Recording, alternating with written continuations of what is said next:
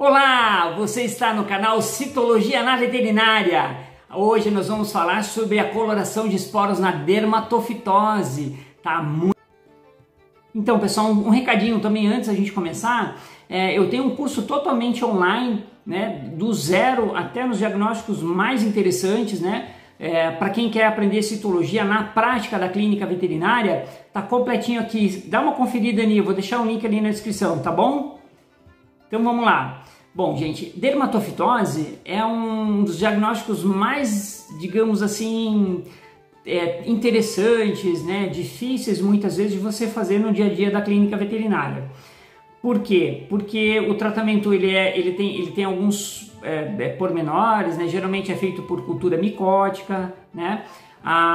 É uma doença que ela tem uma semelhança clínica, lesional com muitas outras doenças. Isso faz com que haja um super diagnóstico, né? Então, geralmente você tem muitos diagnósticos de dermatofitose e na maioria das vezes não é. Então, no Scott ele diz até, tem uma frase dele lá que ele diz o seguinte: se parece tinha, provavelmente não é. E aí ele complementa ainda, né? Provavelmente é piodermite, né? Então, por quê? Porque as lesões, muitas vezes elas sugerem, né, para o clínico inexperiente, muitas vezes, ou para aqueles clínicos mais experientes que não têm muito contato com dermatologia, que possa ser dermatofitose. Então, nós temos muitos animais sendo tratados com antifúngicos sem a necessidade, tá? Então, por isso que é muito importante a gente conhecer a doença. Eu vou mostrar aqui uma técnica bem legal para a gente fazer isso, para a gente fazer diagnósticos menos, digamos assim, equivocados nesse caso. E 30% da microsporose, que seria as lesões na pele das pessoas, e 15% das dermatofitoses, que envolve mais pelos e cabelos, né? Então, nas pessoas, eles são transmitidos pelo micrósporo canis e transmitidas por gatos, tá? Então, o que a citologia faz? Então, a citologia ela vai fazer a identificação dos esporos. O que a gente precisa? Nós vamos precisar dos pelos ou do raspado das lesões, nós vamos precisar da lâmina de vidro, uma lâmina normal que você tem lá no consultório, uma fita dupla face, um pedacinho pequenininho, e um corante, né? Esse corante pode ser o tipo Romanovski, né? Pode ser um panótico, pode ser um Leishman, pode ser um Wright, um Ginza, né? Um desses corantes Romanovski. Ou pode ser também um corante para fungo. Normalmente o corante para fungo é um pouquinho mais difícil, por quê? Porque ele é caro, ele tem alguns equipamentos que você precisa, né? Então os de prata, por exemplo, tem que ter estufa, né? Então tem que controlar a temperatura. É um corante difícil, né? Então o corante mais acessível para nós na clínica seria o PAS, e nem tão acessível assim, porque ele muitas vezes é caro, né? E também difícil de conseguir, tá? Então na rotina a gente acaba usando os corantes tipo Romanovski mesmo. Quais são as vantagens, Luiz, de você fazer então um diagnóstico, né, da dermatofitose já nos pelos, né, de você colorir os pelos e você identificar os esporos?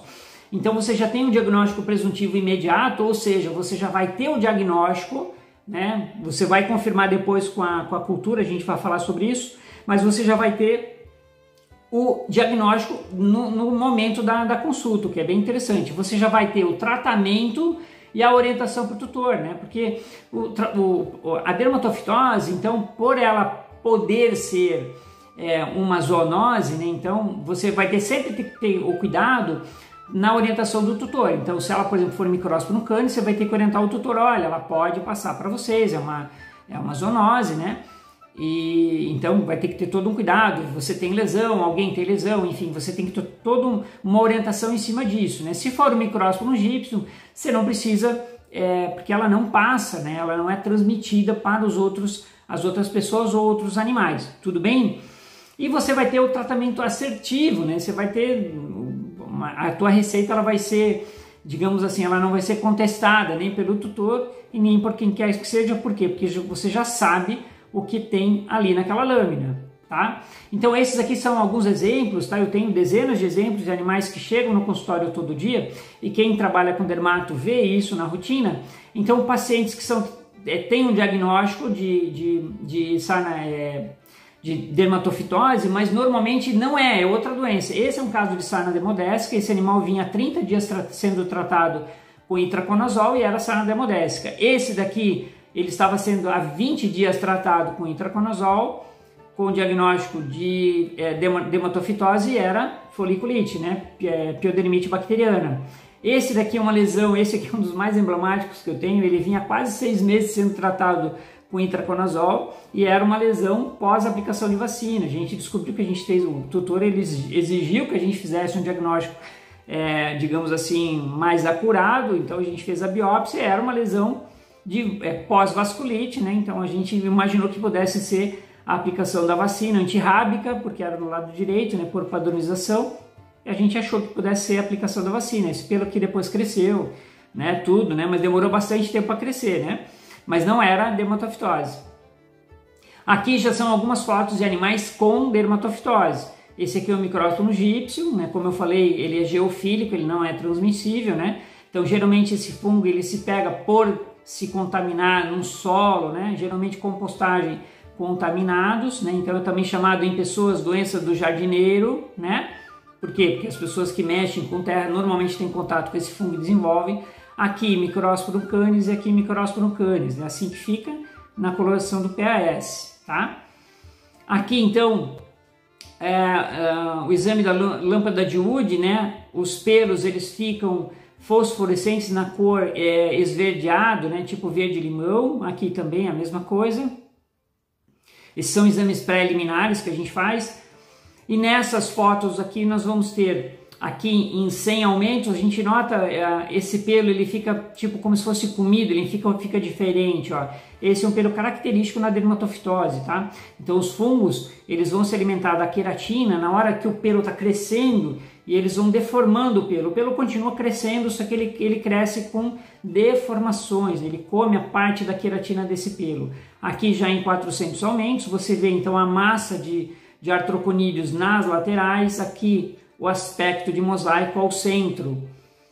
Nesta foto você vê então a massa de artroconídeo, alguns esporos corados em azul, no centro o aspecto de mosaico, a massa de artroconídeo aqui do lado. A mesma coisa nesse pelo, a gente vê então alguns esporos corados, o aspecto de mosaico no centro, sempre esse mesmo padrão. Aqui nessa última foto a gente vê essa massa de artroconídeo na lateral do pelo.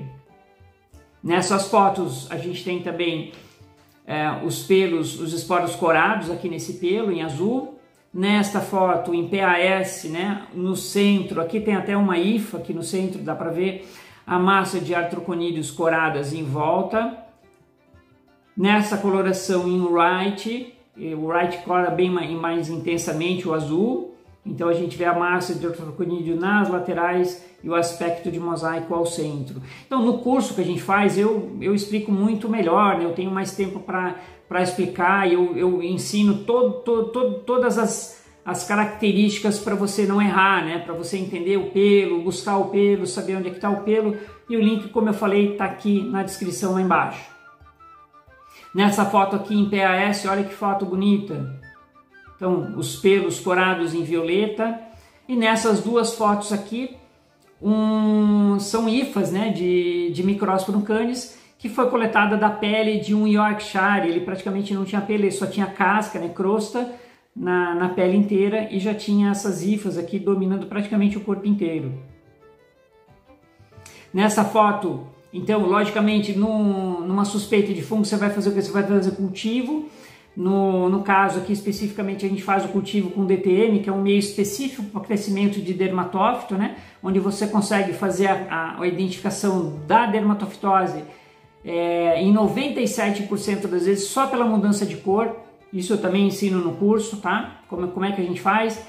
Mas resumindo aqui, você vê a mudança de cor, né? De amarelo para vermelho. E aí você já consegue fazer, tem um time, tem um tempo que você precisa se ater, mas você vai coletando essas culturas e vai fazendo umas lâminas e você vai corando para quê? Para a gente descobrir qual é o gênero e espécie do fungo. Então você consegue fazer até pela citologia, né? Você vai fazendo as lâminas e aí você vai buscando os macroconídeos, né? Esse aqui é um macroconídeo de Microsporum canis. Tem algumas características que você já sabe, se é Microsporum gípseo, se é Trichophyton metagrophithis. Você faz o diagnóstico na clínica, depois do crescimento você vai colhendo as culturas ali, você vai fazendo o citológico dessas lâminas, tá? Dessas culturas para a identificação dos macroconídeos. Era isso que eu tinha para falar então sobre coloração de esporos na dermatofitose. Espero que vocês tenham gostado. Lembrando, né? Curta, comenta, compartilha. Vamos fazer crescer esse canal, gente. Citologia é muito importante na rotina clínica, tá? Então a citologia clínica, não é citologia, citopatologia de laboratório, é aquela que você faz na clínica, tudo bem? Então espero que vocês tenham gostado do vídeo, até a próxima!